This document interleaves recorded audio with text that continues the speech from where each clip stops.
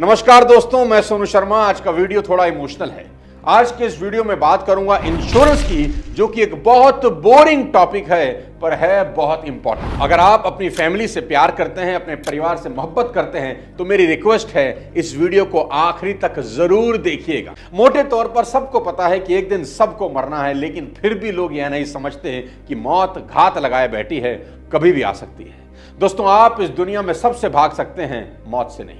कुछ दिन पहले की ही खबर देख लीजिए। एक ही परिवार के 6 लोगों की मौत हो गई, 2 अस्पताल में। कौन जानता था कि घर से निकले लोग घर वापस ही नहीं लौटेंगे। और जब मौत आनी होती है ना साथियों, तो लोग पनडुब्बी तक किराए पर लेकर समुद्र के कई मीटर नीचे टाइटैनिक का मलबा देखने तक चले जाते हैं। बीते दिनों टाइटन नाम के एक पनडुब्बी दुनिया के कुछ अरबपतियों सहित लापता हो गई। लगातार चले सर्च ऑपरेशन के बाद यह जानकारी सामने आई कि पनडुब्बी में बैठे पायलट सहित 5 अरबपतियों की दर्दनाक मौत हो गई। यह पनडुब्बी करोड़ों रुपए वसूल कर सालों पहले अटलांटिक महासागर में डूबे टाइटैनिक जहाज का मलबा दिखाने के लिए अरबपतियों को समुद्र के हजारों फीट गहराई तक लेकर जाती ही रहती है। इस बार भी ऐसा ही हुआ था, लेकिन अंतर बस यह था कि पनडुब्बी अपनी यात्रा समाप्त कर समुद्र से बाहर ना आ सकी। इसमें पनडुब्बी का संचालन करने वाली कंपनी के सीईओ की भी मौत हो गई। ऐसी दुखद ट्रेजेडी हम रोज खबरों में देखते रहते हैं। कभी रोड एक्सीडेंट, कभी हिमाचल और उत्तराखंड में फ्लड से लोगों के मरने की खबरें, बालासोर में रिसेंट ट्रेन हादसे में 300 से ज्यादा लोगों की मौत। न जाने उनका बीमा होगा कि नहीं, न जाने उनमें से कितने लोगों पर कर्ज होगा जो शायद उनके परिवारों को चुकाना होगा। उनके जाने के बाद परिवार जिएगा कैसे। अर्थक्वेक, फायर एक्सीडेंट्स, आजकल छोटी उम्र में हार्ट अटैक आना, कोरोना जैसी महामारी और न जाने क्या क्या हमने अपनी आंखों से देखा। फिर भी हम सोचते हैं कि हमारे साथ कुछ गलत नहीं होगा और इसलिए हम इंश्योरेंस करवाने की जरूरत नहीं समझते, लाइफ इंश्योरेंस नहीं करवाते। आज करीब करीब सभी लोगों ने कोई ना कोई कर्ज जरूर ले रखा है। कभी सोचा है अगर आपको कुछ हो गया तो एक कर्ज किसको चुकाना होगा? जी हां, आपके घर वालों को ही। और क्या आप चाहेंगे कि आपके जाने के बाद आपका लोन घर वाले रोते रोते चुकाएं? नहीं ना। तो इतना इंश्योरेंस क्लेम तो जरूर मिलना चाहिए कि लोन भी उतर जाए और घर वाले अपना ध्यान भी ठीक से रख सकें। दोस्तों, जाना तो सभी ने है, लेकिन बस इतना सा सोचना है कि हमारे बाद हमारे परिवार को कभी भी पैसे की दिक्कत किल्लत ना हो। हमारे जाने का दुख तो उन्हें होगा ही, लेकिन कम से कम पैसे की दिक्कत तो ना झेलनी पड़े। हमारे बच्चों की पढ़ाई और उनका फ्यूचर तो अनसर्टेन ना हो। बूढ़े माँ बाप को तो जिंदगी गुजारने के लिए किसी के आगे हाथ फैलाने की जरूरत ना पड़े।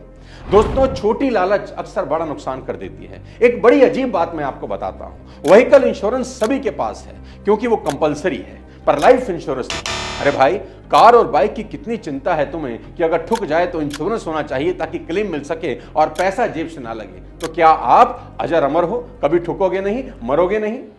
अमर हम हैं, तुम नहीं।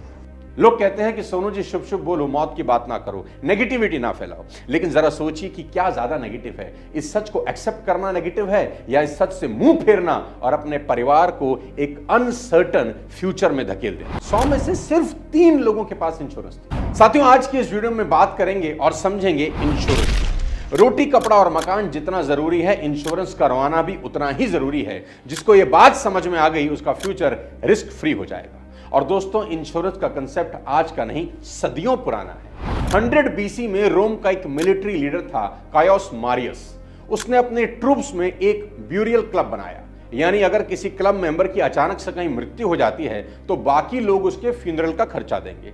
उस समय रोम में यह माना जाता था कि अगर कोई व्यक्ति मरने के बाद सही से दफनाया नहीं जाता तो वह एक परेशान होकर भूत बनकर भटकता रहता है। इसलिए जरूरी है कि हर एक मरे हुए व्यक्ति को सही से दफनाया जाए। बाद में यह क्लब इवॉल्व हुआ और मरने वालों के परिवार वालों को कुछ स्टाइफंड भी दिया जाने लगा। 4 में से हर व्यक्ति को हार्ट अटैक आता है और कोविड के बाद 25 साल के बच्चों को भी हार्ट अटैक आ रहे हैं। इसलिए भी इंश्योर्ड होना बहुत जरूरी है।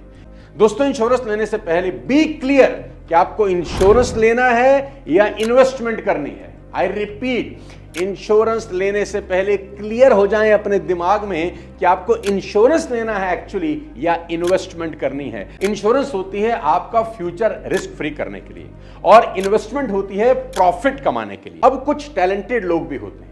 हो सकता है कि कोई ऐसा व्यक्ति करने की सोचे कि जैसे ही उसे पता चला कि मुझे कैंसर है, उसने हेल्थ इंश्योरेंस करवा लिया और 10 दिन बाद इलाज के लिए पहुंच गया। ऐसा करना पॉसिबल नहीं है। इंश्योरेंस के समय आपकी प्री एग्जिस्टिंग डिजीजेस, आपकी लाइफस्टाइल, चॉइस, सब कुछ देखा जाता है।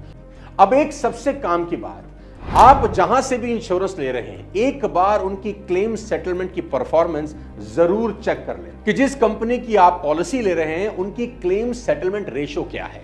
इंश्योरेंस क्लेम कोई खुशी में तो लेता नहीं, ऐसे मौके पर जब आप वैसे ही परेशान होते हैं, ऐसे में क्लेम सेटलमेंट स्मूथ होना चाहिए, आपको चक्कर ना लगाने पड़े अपना ही हक का पैसा वापस लेने के लिए। दुनिया भर की बात करें तो ऐसे कई मौके हुए हैं जब कंपनीज को माउंटेनियस इंश्योरेंस पे आउट देने पड़े, जैसे कि 2005 का तूफान हरिकेन कटरीना, जिसने बड़ी तबाही मचाई। अमेरिका में 11 सितंबर का आतंकी हमला, जिसमें करीब 3000 लोगों की एक साथ मौत हो गई। लेकिन सबसे बड़ा पे आउट हुआ 2008 के अमेरिकन फाइनेंशियल क्राइसिस के समय। उस समय कुल $21 ट्रिलियन के इंश्योरेंस पे आउट्स हुए। अगर हम इंडिविजुअल लाइफ इंश्योरेंस की बात करें तो गिनीज वर्ल्ड रिकॉर्ड होल्डर है $201 मिलियन की इंश्योरेंस पॉलिसी। इसे सेल किसने किया? इसे सेल किया डोवी फ्रांसिस ने, जो मैनेजिंग पार्टनर थे SG LLC नाम की इंश्योरेंस कंपनी के।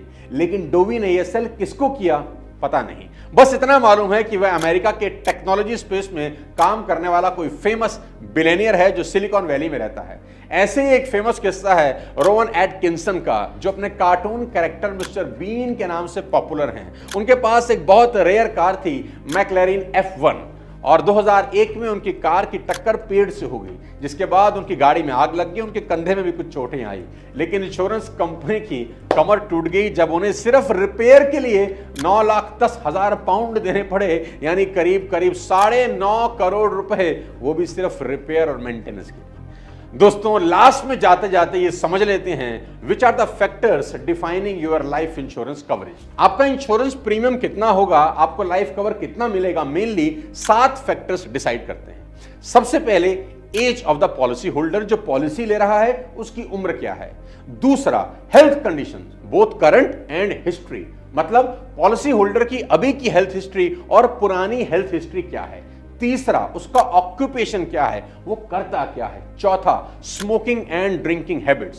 पांचवा, किस तरह की पॉलिसी लेना चाहता है। छठा, इस व्यक्ति की क्लेम हिस्ट्री क्या है, यह भी चेक किया जाता है। और सातवां, लोकेशन, वो रहता कहां है। दोस्तों, पॉलिसी लेते वक्त ये 7 के 7 फैक्टर बहुत इंपॉर्टेंट रोल प्ले करते हैं। साथियों, आखिरी में जाते जाते मैं आपको एक चीज जरूर बता देना चाहता हूं। जिन भी लोगों ने अपने लिए कोई भी पॉलिसी लिया है, मेरी रिक्वेस्ट है कि अपनी सारी पॉलिसीज की डिटेल अपने परिवार से जरूर शेयर करें।